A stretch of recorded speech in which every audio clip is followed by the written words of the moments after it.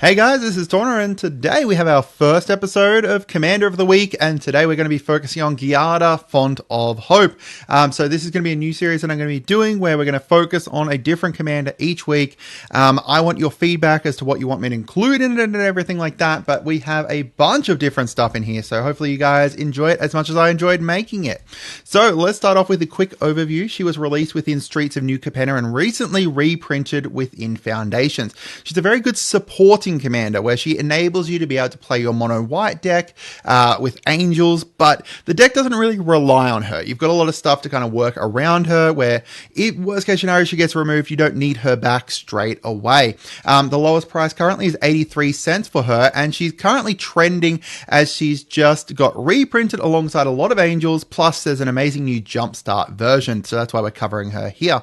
So the archetypes that you can do with her are angels, obviously, and then the other ones are kind of like plays on angels essentially. So you could take your angels, you can go like life gain angels, or you could take your angels, you can go +1/+1 angels. You're still going to be doing that kind of angel tribal kindred stuff, but it is going to be like a different kind of theme with each direction you go.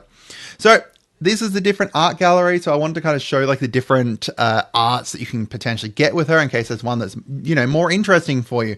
I absolutely love this one up here. This was a Planeswalker Championship promo within Japan. So unfortunately, you know, it is Japanese exclusive, so you do need to get that version in Japanese, but they did release a new anime art style with the Foundations Jumpstart 2 and her original printing over here with Streets of New Capenna that was also within the list for a bit too. So some key synergistic cards to kind of go alongside her. Obviously, you know, angels are going to be the big thing here.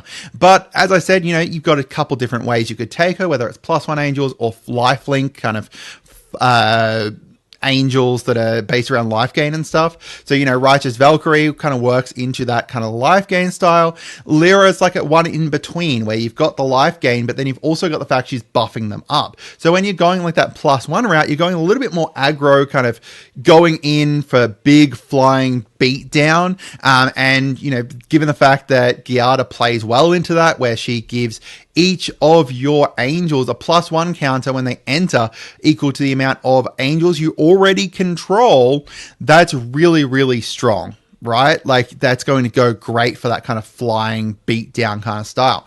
And then on the other end of the spectrum, if you're focusing more on the +1s, you've got the Herald of War, where that's going to be attacking and then putting +1 counters onto itself, and then also reducing your angels cost based off of those +1s. So if you bring Herald of War out, right, when you've already got say 3 angels out and one of them being Giada, it's going to get 3 +1s onto it immediately, and then from there it's going to reduce the cost of your angels already by 3, so you could potentially play that and then bring out another angel straight away really, really easily. And this deck does play really well into budget and more kind of expensive blinged out versions.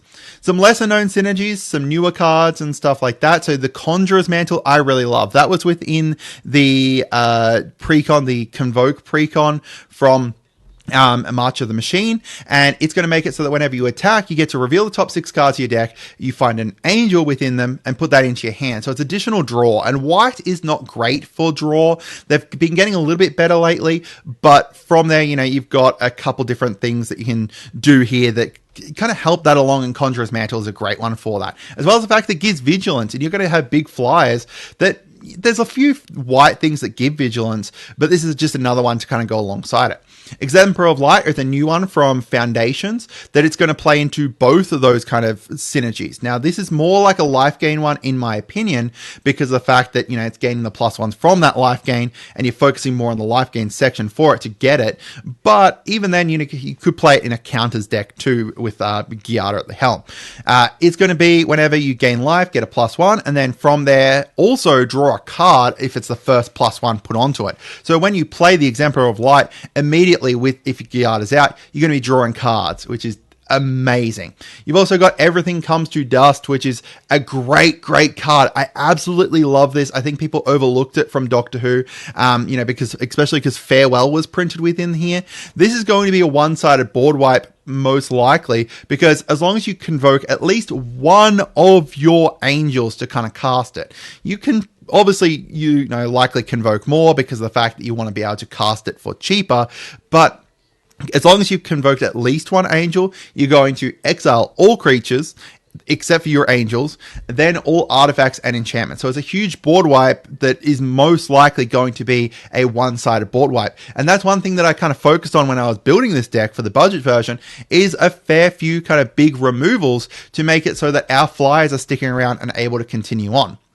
Before we get into that though, make sure you guys subscribe. We're trying to hit 25,000 subscribers by the end of 2025. Last I looked, I think we're at 77% of people who watch and not subscribe. So make sure you do that. We've got instant speed news. We've got the fun decks. We've got pre-con coverage. Hopefully this, gets some really great feedback and you guys love this and we can continue on this forever. I love kind of covering new commanders and maybe we can start, covering other stuff as well. It's just a free, easy way by subscribing and sharing the videos around to support the channel. So some gameplay tips to kind of use her. So she is used to essentially enable all your other angels. She's not going to be that huge creature or anything like that. She doesn't get the +1s, unfortunately, but she is going to enable the rest of your deck through that, but she's not necessary for it. Worst case scenario, she gets removed. She's not necessarily the win con for it. She just kind of buffs them all up and allows you to be able to tap her down to be able to cast them. You can either do two different things with her, and essentially, I think you most likely will end up doing both things with her because she'll get removed. You will play her out early and use her as a mana dork, and then potentially she gets spot removed, and then you play her later on once you have started building up some smaller angels, and then she just becomes this big payoff where you play her for 2 or potentially 4, and then you play one of your big angels afterwards, and then it's going to get a huge amount of +1s. The kind of benefit for playing her later is that you are going to get that big payoff from her +1s because before she ends up eating removal, essentially, which is really good. You can kind of do one of two things with her, or potentially, as I said, both. Personally, I think that she works best in a more aggro version of this Angels deck, where you're kind of playing her out, and then you're getting a whole bunch of Angels out, and then just smacking people with this huge flying board. You could, go a more slower version where you're life gaining slowly and kind of building up an army from that. There's a bunch of things that are like, if you've gained life, then if you've gained blah blah life, then create an angel token or etc. You could go more that route, but I like the idea of playing a whole bunch of smaller angels, and then those smaller angels are ramping into bigger angels as you're going, kind of curving out with bigger angels, and then just swinging them at people and making use of the fact that white has a bunch of vigilance and, Giada getting to cast those cheaper. So getting into the actual deck here. So these are all going to be on a playlist within my Arca deck, so that way you guys can check them out. Just a quick recap on what Giada does. She's got flying, vigilance. Each other angel you control enters with an additional +1 on it, +1 counter on it for each angel you control. So therefore, you've got 3 angels out. You cast a new angel, boom. Now you've got, 3 +1s onto it. And she also taps down for white to be able to cast angels. Tap down for white, but you can only spend that on angels. So looking at like the artifacts and stuff like that, going through each thing, we've got a bunch of kind of draw stuff in here, which is necessary. Well of Lost Dreams is draw. We've got the Conjurer's Mantle, which is pseudo draw. And then we've got some, Book of Exalted Deeds here to create angels. Celestial Armor as protection. And then we've got Cadacius, Staff of Hermes here. Now this is going to be an infinite / protection thing, because it's going to make it so that whatever creature you equip it to has indestructible, and then also prevent all damage equipped to it as long as you've got 30 or more life. But then also, if you pair it up with this Pariah's shield, it's going to prevent all damage that is dealt to you, and it's instead dealt to that creature. So therefore, all damage that's dealt to you is dealt to that creature. That creature is indestructible and prevents all damage. So therefore, you're not taking damage, they're not taking damage, boom. We've also got Patchwork Banner in here as a nice mana banner. to just kind of, work alongside it. And obviously everything's white, so Pearl Medallion works great here. Our angels, I'm not going to focus too much on them, but I mostly went the life gain route with this. Small life gain with like Dazzling Angel and stuff that's repeatable, and then stuff that's like, whenever you have you gained this much life, then do this. Like Resplendent Angel works well into that. We've got like, Angelic Field Marshal, buffs everything up and gives it vigilance. There's very few non-angels like Starnhelm, Aspirant that works into this because it reduces the cost of your angels. Archangel of Tithes makes it so people can't attack you, which is great. Herald of the War I've got in here as well for that kind of +1 synergy. And just even like if it's got 1+1 onto it, then boom, now it's going to reduce the cost. So I think it's worthwhile kind of bringing it along, even if we're not focusing on that kind of counters synergy too much there. Some of the angels in here are weaker just because they're cheaper, but they kind of work into the strategy because I want to reduce this kind of to a $100 US budget here. The big angels here are like our kind of big win con. Sunblast Angel, just a wipe. As our stuff's not going to be tapped because we've just untapped and then cast it. So now we've got a huge, board wipe from that. Valkyrie Harbinger. Gained life, create angel. Herald of Eternal Dawn. We can't lose the game. Great. Sephara. Now everything's got indestructible. Really, really great. Our enchantments, we've got draw in here. We've got some protection. And then we've got also more angel creation. I'm going to put Dazzling Theater into every deck that's white, that was focused on creatures until the end of the earth, as well as the fact that it untaps everything. Folk Hero is just great for card draw here. Sheltered by Ghosts as well is a huge removal, as well as gives lifelink and ward to whatever it is. Our instants, removal and protection, that's the name of the game. Reprieve is essentially a white counterspell that returns it to their hand, but also replaces itself. An amazing, amazing card. I love it. Lands, I'm not going to focus on the lands as well because they're just, generic white bat mana mace. Sorceries, this is like the big section though. This is our like, removal for everything. Mass Calcify, remove everything. Austere Command, potentially remove all those big things so our little things can get in, or remove the big little things so our big things can get in. Everything comes to dust. Again, removal from everyone else. Winds of Abandon, removal everyone else. Unfortunately, this kind of buffs everyone up, right? Because they're all going to get all their basic lands out. But you could win from this easily. Like, this is just win con. Ascend from Avernus, we got board wiped. Boom, now it's all back. Entreat is one that obviously, I'm going to potentially add in as a a thing that probably gets replaced pretty quickly. But still, it's still going to create a whole bunch of angels, which is really, really, really great. And then split up as well, like just remove all tapped creatures if we've just untapped or we've just attacked. Boom, now removed all of those all the old untapped creatures because now all our stuff is, So these are like the easy upgrades that I've added. I'm going to add in each time I'm going to add in 5 easy upgrades that you can add in and then 5 things that I would remove. So Flawless Maneuver, that's an easy replacement for Unbreakable Formation just because it is free as long as we've got Giada out. I think it's a decent kind of replacement for that. We've got Unbreakable Formation we could use if we want to have that +1 and the Vigilance, but we already have Vigilance and stuff from a lot of different creatures and stuff, so we don't really need to focus too much on that. I just want the free casting for it, which I think is worthwhile. Luminarch Ascension, I think that can replace Entreat of the Angels easily.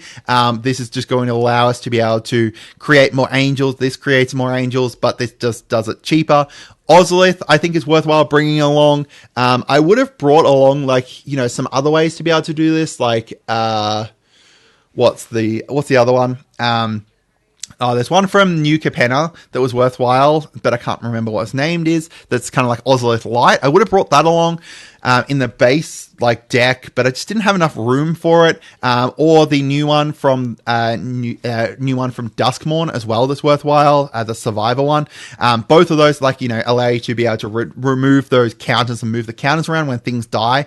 But I think that we're more likely to just kind of get board wiped here rather than kind of spot removal.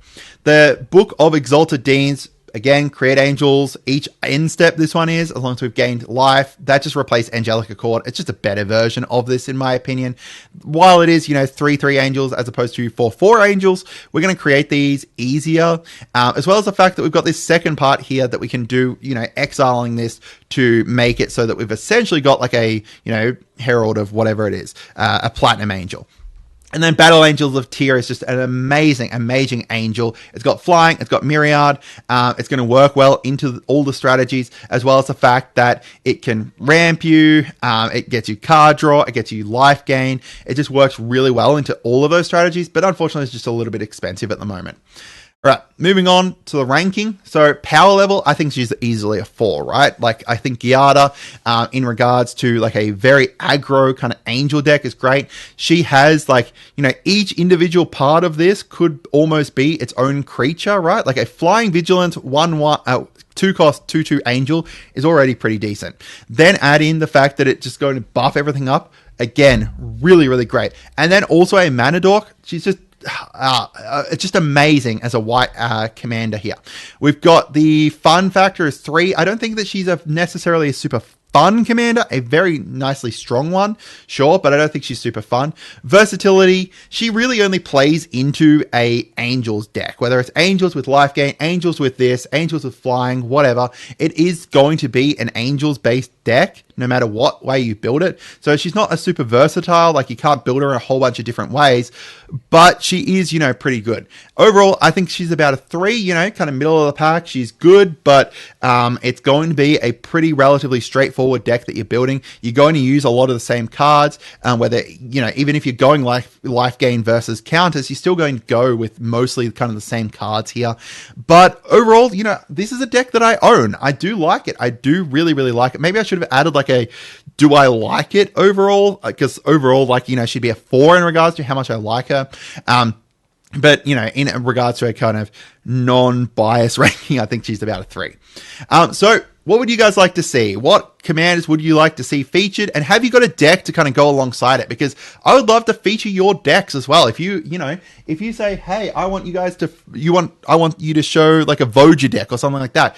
Show me your Voja deck. I'll show it. I could show my Voja deck. Let me know what you guys like and what commands you'd love to see me focus on next week. I think I'm going to go back and forth between, a one that's, climbing the meta at the moment, like a, popular one at the moment, or, one from you guys, or one from whatever. Let me know what you guys think. But as I said, I absolutely love her. She's a really, really fun commander, in like, a pretty decent deck. Not kind of, up there in regards to uniqueness or excitingness, but it is a enjoyable deck in my opinion, and definitely kind of one that I would suggest kind of building, especially if you are a newer player. It's relatively straightforward, but make sure you check out my video on the top sets for Commander for 2024 as well. Have a great day and goodbye.